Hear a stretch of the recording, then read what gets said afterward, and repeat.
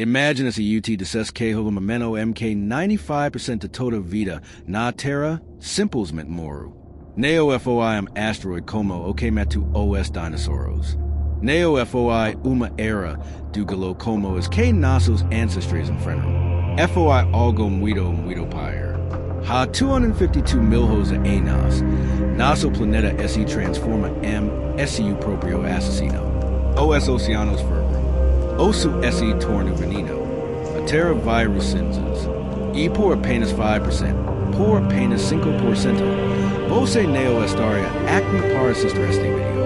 Esta é a história de grande mundo. O evento mais catastrófico na história de bilhões de anos de vida na Terra. Apocalypse tal severo que os cientistas levam décadas apenas para crer que tinha realmente acontecido. Se você acha que sabe o que é em massa, você não faz ideia do que esta pressa descobriu.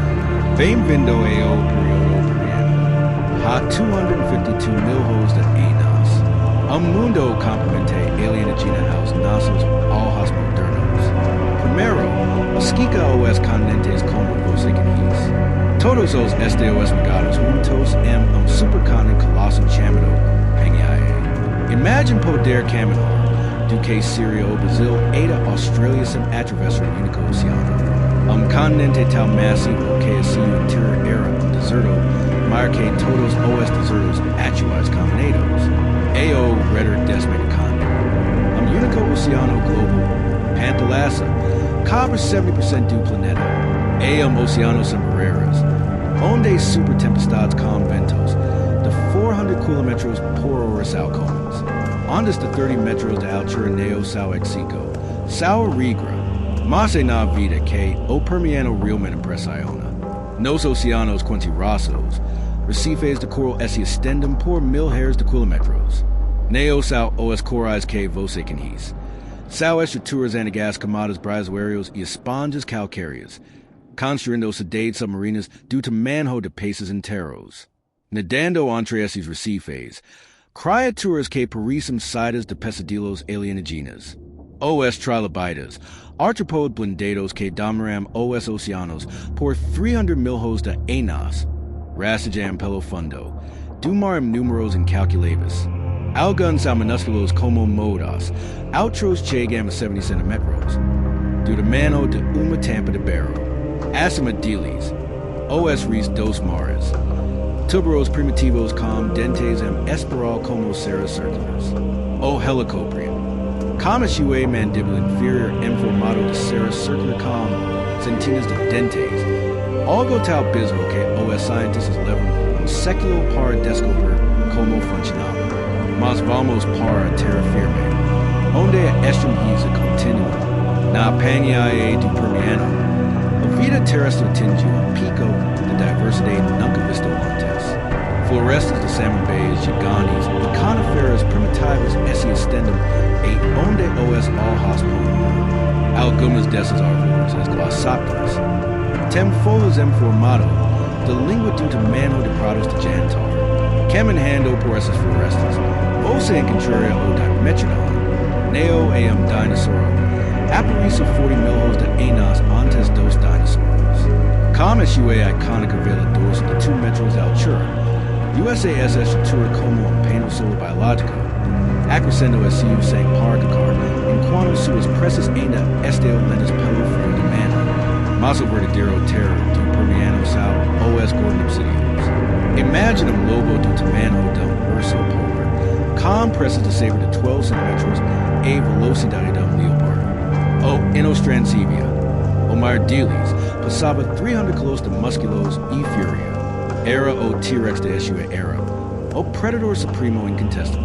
E ainda havia gigantes herbívoros como os Scutosaurus. Uma tartaruga sem casco, do tamanho de hipopótamo, com armadura óssea que brindou suas costas. O esteminos suchas, com chifres bizarros seno de todas, as de ricos de sua cabeça, como uma criatura de outro planeta. No ar, libélulas do tamanho de gaivotas ainda patrulhavam os reminiscentes de uma era quando o oxigênio era mais abundante. Besuros grandes como panos fachados rastigavam pelos arvores. Este era o mundo no ciuog, planeta fervilhando com vida, em cada nicho ecológico possible. Após 300 milhões de anos de evolução desde a expulsão cambriana, a vida tinha finalmente conquistado cada cona de terra. Em questão de décadas, 95% de tudo isso estaria morto. O assassino neo veio do espaço, veio das profundezas do inferno, na região que hoje chamamos de Sibéria. Algo cômico é esse mexer 2.900 quilômetros abaixo da superfície, uma borra de rocha supercosta. Marquei a lua, cômico este é jornada mortal para cima. Esta pluma mantélica, alimentada pelo calor do núcleo da Terra, subiu atrás do manto como uma borra de lava em uma lampada de lava cósmica. Quando esta pluma colossal atingiu a base da crosta terrestre, ela não encontra uma saída simples. Em vez disso, esse espalhou horizontalmente por milhões de quilômetros quadrados, procurando qualquer fraqueza na rocha ácida. E então encontra o primeiro sinal FOIC. Pequenos tremores na Sibéria Central. Animais fingindo sem museu aparente. Legos comunicando a borboleta. Mas em questão de dias, a Terra literalmente se abriu. Neo estamos falando de bloqueio. O 10, o 100, estamos falando de milhares de vulcões entrando em erupção simultaneamente numa área due to manho dos Estados Unidos. Mas aqui esto de tal terrível. Estas neo eram erupções explosivas como o Vesúvio ou o Krakatoa. Eram erupções efusivas, rios intermináveis de lava fluindo como água, cobrindo milhões de quilômetros quadrados. A lava fluía tal rápido e tal longe que podia viajar 1000 quilômetros antes de esfriar. Em apenas alguns milhares de anos. Instante geológico, essas erupções despejam lava suficiente para cobrir a superfície inteira da Terra com uma camada de 10 metros de rocha derretida. Mas a lava, por mais impressionante que fosse, era apenas o menor dos problemas. O verdadeiro assassino era invisível. Os gases. As armadillas siberianas liberam uma coquetel tóxico que transformaria a atmosfera da Terra em uma camada de gás planetária. Primeiro viram 100 trilhões de toneladas de dióxido de carbono. Para colocar isso em perspectiva, isso é 67 mil vezes mais CO2 do que toda a humanidade emite desde a Revolução Industrial. Mas o CO2 era apenas o caminho. As erupções também liberam dióxido de enxofre, 85 trilhões de toneladas. Quando isso se mistura com água na atmosfera, cria ácido sulfúrico, chuva ácida com pH de 2, mais ácido que suco de limão, cômico a quer globo. Imagine cada de chuva quando tudo que toca. Folhas se dissolvendo, pele se desfazendo, solo se tornando tóxico, cloro e flúor. Gases que destroem camada do ozônio 1000 vezes mais eficiente que os CFCs que quase destroem nossa camada do ozônio nos anos 80. Em questão de anos, a proteção UV da Terra desapareceu completamente. A radiação solar agora cozinhava qualquer coisa na superfície. Plantas não podem fazer fotossíntese. Animais ficavam cegos. Câncer de pele se torna epidêmico. Mercúrio, sim, mercúrio vaporizado. As erupções liberam tanto mercúrio que sedimentos do pouco mostram níveis 1000 vezes maiores que o normal. Mercúrio é neurotóxico. Animais começam a ter convulsos. Sistemas nervosos entram em colapso, mas o pyre ainda esteve por vir. As erupções não acontecem em rocha vazia. Elas atravessam enormes depósitos de carvão e calcário na Sibéria. Quando lava de 1.200 graus encontra carvão, neo so queima, explode e libera ainda mais CO2. Quando encontra calcário, libera ainda mais CO2. Quando encontra depósitos de sal, libera cloro que destrói ainda mais ozônio. Era ciclo de feedback positivo do inferno. Quando mais quantificava, mais gases eram liberados. Quando mais gases, mais quantificava. A temperatura global subiu 10 graus Celsius and menos de 10 mil anos. Para compreendeu, a diferença entre hoje e última era do galoe de apenas 5 graus. Estamos falando do dobro disso. Os polos, que hoje são cobertos de galoe minus 40 degrees Celsius, atingirão temperaturas de 20 degrees Celsius. Palmeiras crescem onde hoje está o Ártico. O Equador se torna uma zona morta com temperaturas do ar ultrapassando 60 degrees Celsius. Quedemos para a maioria das proteínas desse manto estáveis. Mas foi nos oceanos que o verdadeiro horror se desenvolveu. Água quente tem menos oxigênio que água fria, como o crescimento de 10 graus. Os oceanos perderão 80% do seu oxigênio dissolvido. Criaturas marinas começarão a sufocar a massa. Imagine todos os pieces do oceano tentando respirar em um ambiente com 1/5 do oxigênio normal. Mas havia algo ainda pior acontecendo nas profundezas. No fundo dos oceanos, trilhões de toneladas de metano estavam presas em estruturas de galo camadas filtradas de metano. Como o crescimento das águas profundas, esses filtrados começarão a derreter. Quando filtrados de metano derretem, eles neoliberam o gás gelado. Eles explodem. Boas de metano do tamanho de prédio saem do fundo do mar, criando colunas de morte que matavam instantaneamente qualquer coisa em seu caminho. Quando essas boas gigantes atingem a superfície, criavam tsunamis localizados e liberavam metano puro na atmosfera. Metano é 25 vezes mais potente como gás de efeito estufa que o CO2. Mas na atmosfera rica em oxigênio do Permiano, acontece algo ainda pior. O metano pega fogo. Sim, você ouviu direito. Ouça literalmente pega fogo. Tempestade de fogo atmosféricas verão o planeta. Nuvens de metano em combusto criarão infernos aéreos que duravam dias. A temperatura de superfície em algumas regiões ultrapassa 100 degrees Celsius. A água evaporava antes de tocar o solo. Os oceanos se estratificaram. Água sem oxigênio no topo. Água tóxica rica em sulfito de hidrogênio em bexo. Entre as duas camadas, uma zona de morte química onde nada podia sobreviver.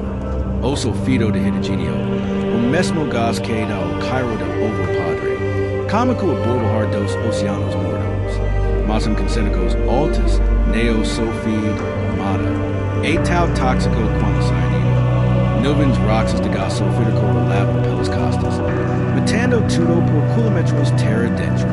Os oceanos mudaram de azul para roxo e verde. As cores das bactérias protetoras de enxofre, as únicas coisas que prosperavam nesse inferno químico. A extinção neo foi instantânea. Foi uma morte lenta e agonas em que durou 60 mil anos. Primeiro moram os recifes de coral, em apenas 10 mil anos. Estruturas que levam milhões de anos para crescer, dissolveram no oceano. Os maiores recifes da história da Terra viraram cemitérios brancos de carbonado de cálcio dissolvido, como os recifes mortos. Todo o ecossistema marino entra em colapso. Os trilobites, após 300 milhões de anos de sucesso evolutivo, não conseguiram se adaptar rápido o suficiente. O último trilobite morreu sem dikes descendentes, uma lineagem que sobreviveu a 2 extincos em massa anteriores.